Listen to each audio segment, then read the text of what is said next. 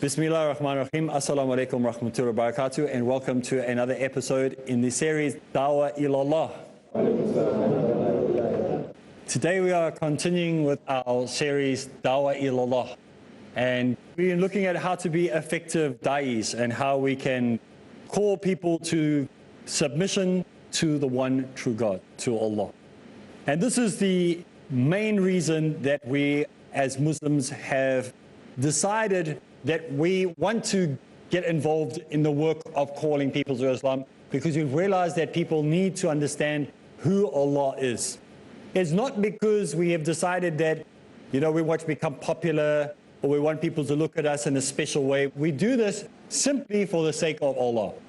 It is not a name, claim, and fame reason that we're getting involved in dawah. We're doing dawah for the sake of Allah, even if no one hears or no one sees you doing it. So we're looking at some of the characteristics that are required for the manners of a da'i. And we said one of the things that a da'i needs to have is he has to have very good manners.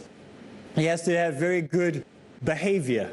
And this is what we find in Abu Dawud, who actually narrates, and I'll be pleased with him, that the Prophet ﷺ is quoted to have said, those believers are perfect in faith who have good manners.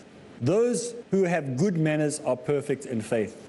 And this is how we need to respect and learn the manners and customs of the Prophet Muhammad ﷺ. This is why it's important that we learn how to even eat our food in the way that the Prophet Muhammad ﷺ taught us. Have you been to some of those tables? And you can hear them a mile away when they're eating.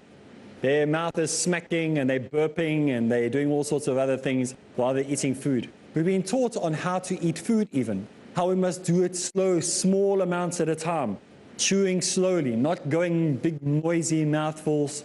We must have manners so that people when look at us say, that's the type of person I want to be. Not just when they see us praying, but when they see us doing general things. What about simple things, that the way that we use our hands, how we do different things during the day with our hands. Sometimes we see a brother and he forgets that he's supposed to be drinking with his right hand, and we see him drinking with his left hand, or eating with his left hand, and we freak out. And we say, right across the place. Maybe just go up to him gently and say, brother, I know you did it by mistake. Let me just help you and correct you in a nice way. And yet we forget that many of us still have our watches on our left hand. Yet we're worried about somebody eating with their left hand and drinking with their left hand. And you're giving shaitan all your time. So take your watches, if they're on your left hand, put them on your right hand. Remember, the right hand is belonging to Allah.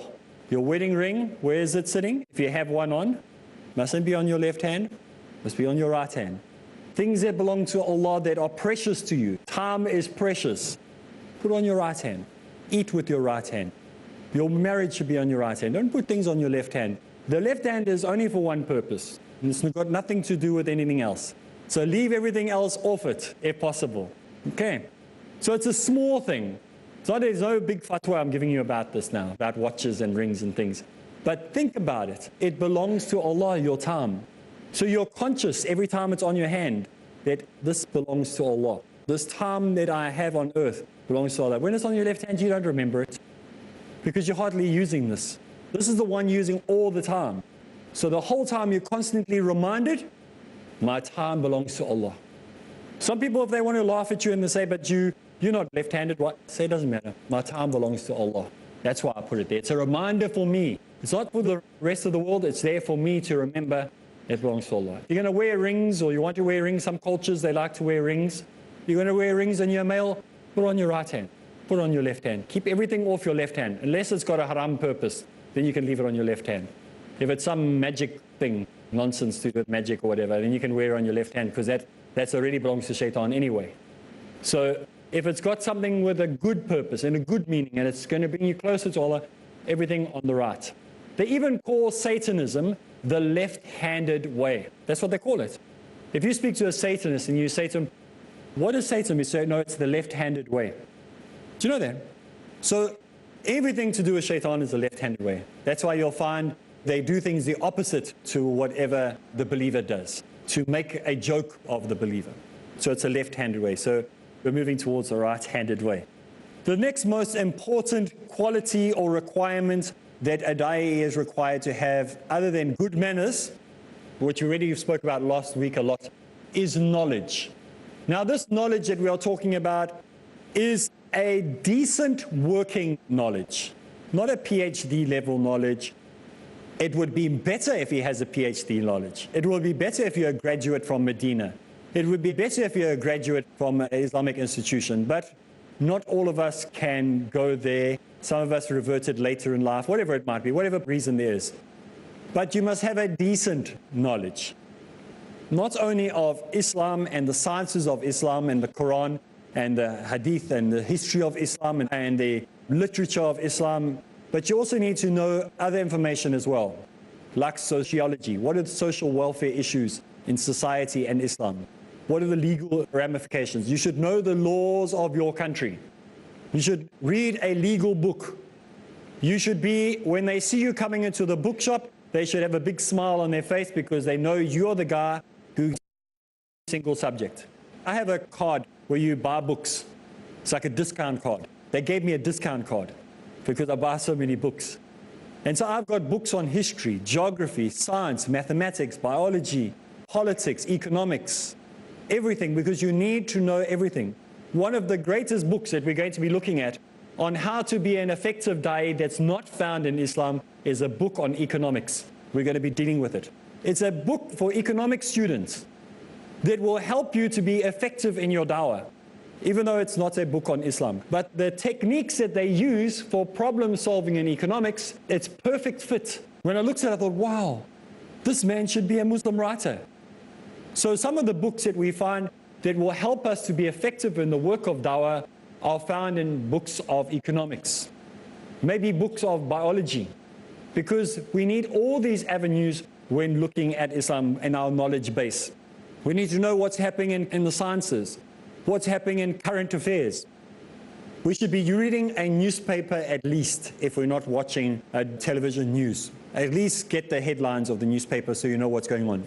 You're going to get phone calls. I get phone calls in South Africa from a journalist. I get phone calls from the media. I get phone calls from CNN. I get phone calls from Sky News. And they ask me to comment on something that just happened. If I don't know, I'm going to go, I don't know. You have to ask someone else. I don't even know. What? Huh? Who? Obama who? Oh, he was a president of America. How long? Oh, 8 years. I didn't know that. We have to know what's happening. We need to know who the presidents are of the major countries in the world. Of India, of Pakistan. We need to know who's in charge of Palestine. We need to know who's in America and Britain. Those are the main ones we need to know. The other ones you can find out whatever. But those are the main ones you need to know because those are the hot issues of the day. No one's going to ask you and say, what do you think about what happened in Tanzania? First you're going to say, what's that? Is sweet chocolate? Tanzania. I know where it is because I live there, but most people in the world won't know where Tanzania is. So if they ask me, like, I do a program for Bermuda, the island, you know, the Bermuda Triangle is. And when somebody asked me and said, would you like to do a program for Bermuda radio? I thought it was Bermuda Shorts. I didn't know it was a country Bermuda. I thought it was just a legacy. I thought it was like a myth. So we need to gain an education of general stuff. Have a map in your home. Get a decent size, not one of those little Google maps. Get a nice, decent size map. Have it on your wall. When a scholar comes and speaks, maybe you found him on the internet, maybe you saw him on Peace TV, whatever, get a little pin, make a little flag, maybe a green, yellow, red, blue, pin it in where he comes from. It'll help you get a geographical understanding of what's happening throughout the world. And you know what? Someone is going to come to you and they're going to say, I come from Brazil. And you can go to your map and you can see green, okay, that guy's from Brazil. And you'll be able to refer him. You're going to meet people from all over the world. So make sure that you get a decent understanding of geography, history, biology, sciences. You don't have to go to the depth where you're like taking out fourth-year medical student book. But at least get a basic, broad idea, maybe first-year medicine. maybe first year, whatever. My father, when I grew up, he made us learn everything, literally, made us do everything. How to do carpentry, how to do mechanics, how to do fitting, turning, all the trades. And then after we had done that, like the basics of everything, then he wanted us to learn how to like work the land, how to lay plumbing, everything. Seriously, he made us do everything. And we hated it. But today it's beneficial to me because I don't have to phone a plumber or phone an electrician or phone a mechanic. I can do it myself. So I'm saving myself money. But at the end of the day, it also gave me a way to connect with all these different people. So when I talk to a plumber, I can speak to him about terms that he only knows about. And everyone else in the conversation looks like dum-dums because it looks like we're the two smart ones. Meantime, I only know the basics. You understand why it's important? When I speak to a carpenter and I talk about dovetail joints and T-joints, he goes, ooh, this guy knows what he's talking about. You see, it helps your dawah because you connect with that person. Not that you're trying to use it in arrogance, but it helps you gain more knowledge.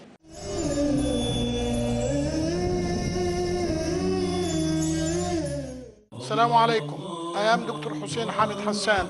You are watching Peace TV, the solution for humanity. A man, a mission, a world-renowned orator on Islam and comparative religion. He dedicated more than 5 decades of his life for Dawah. Ahmed Deedat. We Muslims believe that Jesus was the Christ. This book is an eternal book of guidance for you and for me, for the whole of mankind. It's a solution to the problems of mankind. The miracle is when you expect a man to be dead and he's alive. That's a miracle. Man with a Mission, today at 6 p.m. and repeat telecast at 9 a.m. Saudi Arabia on Peace TV. Marriage or divorce? What's Islamic ruling? Nikah. Solution or problem? Heaven or hell?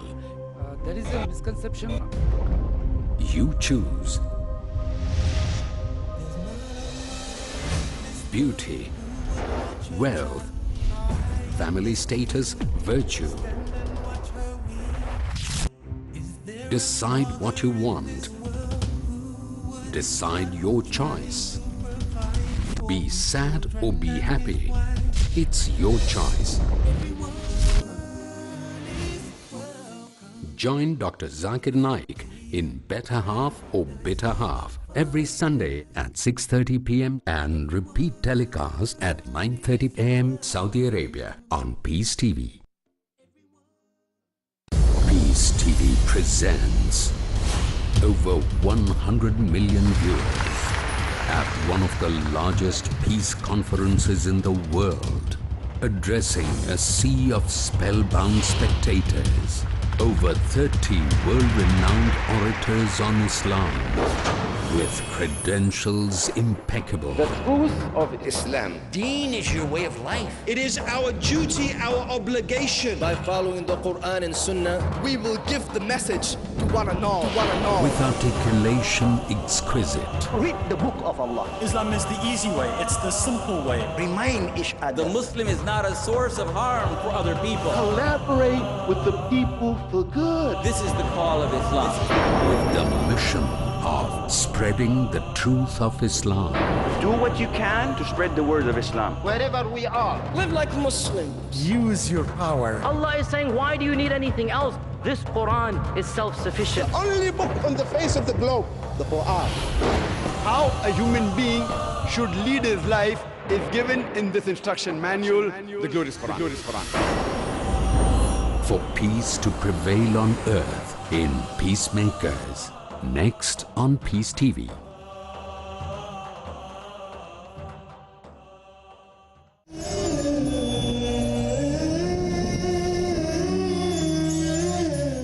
You don't want to be in one of those conversations where you're talking to people and your whole table of 30 people and they've invited you to this function and you're the only one who doesn't know what's going on. Have you been on those tables? I've been in one of those. I've seen many times at those tables where you're sitting there, everyone's talking and you're going, why am I here? And you got invited because you're the religious guy of the group. All the rest are just like whatever. And they brought you there to do a talk or whatever, but they're talking, you don't know what they're talking about. So you don't want to be in that situation. You now have to go figure it out. If you get invited and you get a phone call and they ask you to come to a group meeting, and it's a meeting on banking, the banking system, Sharia banking, and you've been invited, maybe it's not even about Sharia banking, maybe it's just secular banking. You need to be on the computer that whole night and figure out as much terminology as you can get into your cranium in a short amount of time before you go to that meeting. So you at least have the terminologies done. You never go to a place unprepared. If you get invited to go to Germany, you need to learn 5 or 6 phrases in German before you even get there. Not how are you. Different things. Some things like thank you very much, how are you today? No, you don't have to do that for me. Things like that that are deeper than just guten Tag. You know what I mean? So you must learn a little bit about the culture. Find out where you are going. What is the majority of the people? Are the people the majority there learned people? Are they poorer people? Are they middle income? Find out a bit of history of the place. Get an idea of the culture that you're going to go into. What are you not allowed to do? What are you allowed to do? How many women will be there? How many men will be there? Will there be a separation between the two? You can't write the rules because you're being a guest, but at least you get an idea of what to expect. You don't want to walk in there, and it's happened to me before when I didn't prepare before. You go there and you prepare this whole talk and this whole lecture, and you expect to see a whole lot of non-Muslims, and guess what? There's not a single non-Muslim. They're all Muslims. And so you prepared a talk on how to pull people to Islam from outside of Islam. And so if you're talking to a whole lot of Muslim scholars, you look like a dum-dum. So you have to know the information. Or preparing a talk for men, and you get there and it's only women. And now you got, now what do I do? So you got to have the right information. So the requirement of a da'i is to have knowledge. Preparation knowledge is just as important as having knowledge in your head. So always inquire. Doesn't matter if you've been invited and it's the first time you've been invited, you need to ask questions. Where am I going to stay? Who's going to meet me at the airport? What time am I going to be there? When does my first talk start? What am I required to talk about? How many lectures am I actually going to be giving? And what am I expected to give? Because sometimes those two tallies don't match up. You'll get an email that says you only have to do 30 lectures, and when you actually get there, you're required to do 200 lectures. So this information is very important that you find out before you go. So if you're going to do a 2-day talk, don't land up getting there and you've only prepared for 2 talks and you land up having to do 6 talks. So it's all important. Black and white information is important. You must be organized. Just because you live by inshallah doesn't mean you don't organize. You still organize. You're still required to have organizational skills. And this is what we'll do, inshallah, when we go to the different topics as we get to that later, inshallah. So understanding the deen of Islam and how to teach it to a non-Muslim is something that is very, very important. And it is something that we all have to learn. We can't wing it. You know what they mean by winging it? You get there and hope everything's just going to work out. You have to have preparation. If you're going to call people to the deen of Islam, you have to have some knowledge about it. You might not know everything, but you need to know what you're going to be talking about, at least. So the da'i must try as much as possible to gain as much knowledge as he can and to seek the favor of Allah in gaining this knowledge. He's not gaining it to show how intelligent he is, but he's gaining it so he has a greater understanding of the deen of Allah and that he can help other people come to that same knowledge. In the 12th chapter of the Quran, in verse 108, it says, "Say, this is my way. I invite unto Allah with sure knowledge. And I and those who follow after me," it continues to say. So we need to invite people with a sure knowledge. Remember, sure is very, very important in Islam. We need to have a sure foundation of what we're building. We need to have surety in everything that we are teaching, and we have to have a sure knowledge. That's very, very important. A da'i must know what he is calling to. He mustn't be uncertain. One week you ask him, are you required to pray 5 times a day? And he says yes, and the next time he says no. He must have knowledge that is built on what is actually accepted. He mustn't keep changing his mind and jumping back and forth. This will create confusion. Preferably don't introduce people into different schools of thought. It just creates confusion. When you're calling a person to Islam, call them to Allah. Call them to the Quran. Call them to the Prophet, as we've given you the formula before. There's no need to be explaining schools of thought within Islam That they're only going to learn much, much later when it's required. Not at this point, if it's required. So you might not even get to that point for maybe a year or 2 years. When I became a Muslim, it was after the 3rd year that I was introduced to such a thing as schools of thought within Islam. Because it was far more important for me to know all the other things. When I went to pray, they just said, put your hands like this. They didn't say, according to the Hanafi or Shafi, they just said, put your hands like this. No need to say where it came from. Later, I even corrected because I chose, with more knowledge, I realized that's not the right way to hold my hands.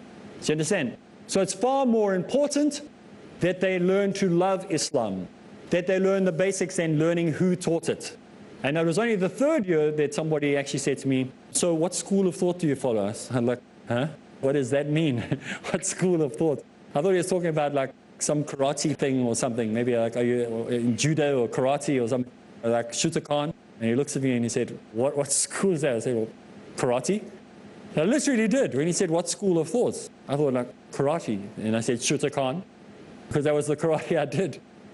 And then he said, no, what Islamic school of thought? I said, I don't know what you're talking about. You have to explain that to me. And he explained it to me. And I go, so sometimes it's better just to let Allah do the work with a person. You teach them whatever way you were taught to pray, that's the way you teach them. Whatever way you were taught to do things, that's the way you teach them. So don't create confusion in the person. As they mature in Islam, they will probably change. If it's something they don't like, they will change on their own. You give them the options at the end of the day. Once they matured as a Muslim, my brother and myself pray totally different. We both have different ways of doing it. So it would be preferable if he did it the same way as me, but he's not at that point yet. So inshallah, when he's ready, he will do it. So each person must make sure that he is following the deen of Islam in the most authentic way possible, and that he's teaching it in the most authentic way without causing any deviations and causing people to become unsure of what they're doing. So this is why we need to have a sure knowledge. It's confidence in what we are teaching people. It's better to research everything before you start teaching people anything. Don't like, as you're going along, try and like learn it as you're going along when you're teaching someone to pray. If you don't know how to teach someone to pray, don't teach them to pray. Rather send somebody else who does. There's nothing wrong with referring. A doctor, you go to your GP, your GP checks you out, he refers you to a specialist. The specialist refers you to a surgeon. The surgeon may refer you to a second surgeon for 2 different operations done by 2 different people. So it's called referral. And the same way, we as Muslims must do the same. I have a team of 3 brothers in South Africa. One is good on Quran, one is good on Hadith, one is good on Arabic. And so each one refer them to those different departments. So if I want someone to give them proper Arabic classes, even though the others can all do it, I know this guy's better. And so I send them to that scholar. I know all 3 of them know just as much about the Hadith, but this one's better in my view. So we refer them to those guys. Distribute them. I have my students literally running all over town. So they come for classes with the one man, then after that they go to the other man for another hour, then they go to the other side of town to another man for another hour, then they come back to me. So they move around town. Why should I do it all myself? I don't know all that. Rather let them get the best of everything. Let them have the best of all the different teachers. So don't try and hold it all for yourself or hog it all for yourself and try to make disciples, because this is a very, very, very, very dangerous thing. There seems to be this whole thing going on in the world today where people are trying to make disciples. And you see them walking into the mosque and they've got a guy carrying his shoes and they've got a guy carrying his bag and another guy fanning him as he's walking. And it can be dangerous because it's very, very dangerous for that scholar, because he can start becoming arrogant and thinking himself more important than he actually is. So try to keep a balance on that. Don't go to extremes in your religion. Be very cautious of that. So to protect the scholar and to protect yourself if you're doing dawah, refer. To make sure that you're using other people to teach. And work together and realize that you're a team, that you're working as an ummah. It's not a one-man show. It's not about one person. And don't lift one person up. You know, I get a lot of celebrities and I get a lot of film stars and I get a lot of actors contacting me because there are very few European Muslims in the limelight, you know, that they get television time. So you get people referring those people to you. I've got to be very, very cautious that I don't just become a typecast, you know. you just stay with that type of people. You know, I'm going to hang with the celebrities and do my dawah amongst. No, I must do dawah to that person who packs bags at the shopping center, the person who sweeps the street. You must make sure you don't become, I'm too good to do dawah to that person. You do dawah to everybody. Sometimes we get invited to speak in countries and we give them a whole list of requirements. We send them this whole 10-page thing. Unless you meet these needs, I cannot come. No, sometimes you must just go, even if there's nothing. Even if I was invited to Pakistan, and in Pakistan I'm going to be living in somebody's a little one-bedroom house, a little one-bedroom flat. There's no fancy hotels, there's no fancy meals, there's no fancy drivers.